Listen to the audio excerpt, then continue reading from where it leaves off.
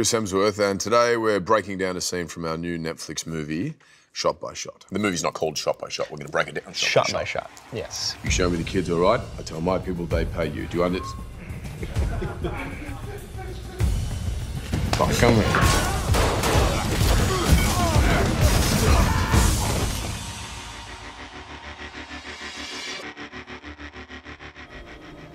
Pay.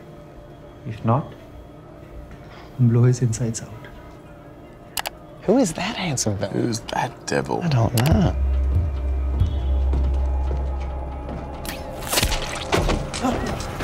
This scene was important for many reasons, but mostly it's the first action scene of the movie. Through every action scene, I think it's important to reveal character, and this is the point where Chris here gets to unleash. On the page, this read as a very kind of chaotic scene. We tried to capture the spirit of that, but we also wanted to allow Chris to utilize some of the many martial skills that he had. So this here, attacking the guy and then sending him down the stairs. Oof. There is a reason why stuntmen exist. You know, like that, there's a hood on and you're falling downstairs and you could possibly hurt yourself. This floor, most of the time, was padded. So instead of having to hide elbow pads or, you know, so you don't get to fall, you're trying to protect yourself, you can go all out and you don't have to worry so much about it. I think we shot this scene over the course of 4 days. And then came back and shot it again. I was like, oh, that's it. Got it in the can, right? And then you came back and said, oh, I want to tweak some stuff. And I was like, oh, I want to tweak you. Every action scene has to have ebbs and flows with the rhythm, and then it has to end with a, for me, like an exclamation point. And we just didn't quite have it once we shot it the first time.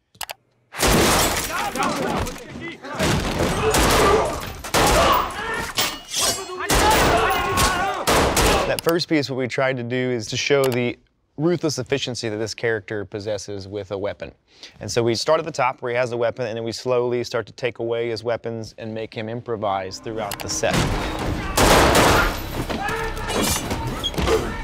I remember it was one, you got smacked on the finger pretty good by one of those machetes. It was a wooden machete. Yeah, we Thank you. don't use the real one.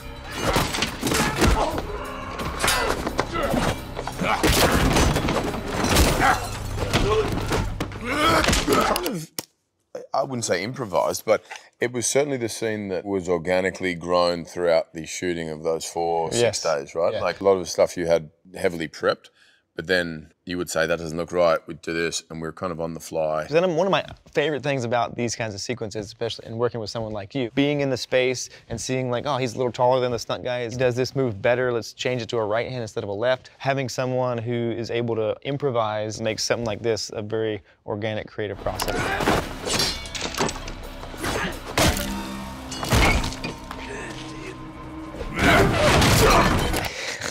I love these gags. That table was on a dead man, like a cable that was tied off to the floor, so it couldn't go past a certain point. And then he was able to haul off and kick that table. Editorially, you kicked the table that was free, so that one just went out of frame. No one was, you could kick it as hard as you want. I think you broke at least 2 tables.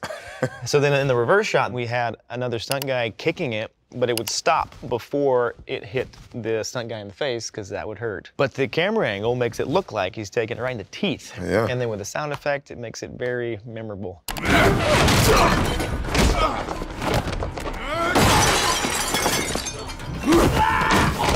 Kick through, same thing, he's on a cable, right? Yep. And yeah, so it dead doesn't man. actually hit his so head. that, he kicks him in this shot, but in this one, you know, you're in the background overlapping the kick. He runs on his own. He just run straight around on his own as fast as he can and jumps into that cable. It looks like he's hitting hard bricks, and then the way he acts after he, you know, it's, oh, my spine! But that's all acting.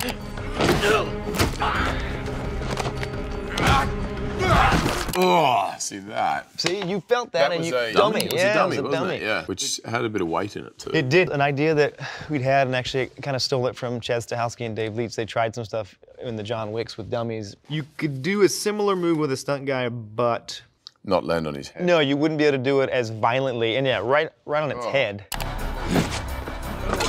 Homage to my character's name, Tyler Rake. This came from a fan of these kind of movies. If Tyler Rake kills somebody with a rake in this movie, it's going to be the most amazing thing ever. And I was like, That's actually a great idea.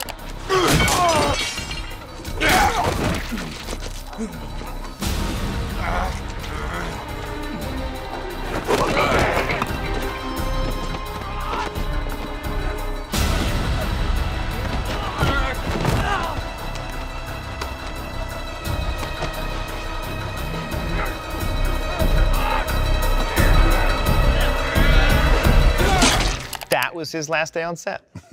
No, that's not true. That was a fake rake. Let's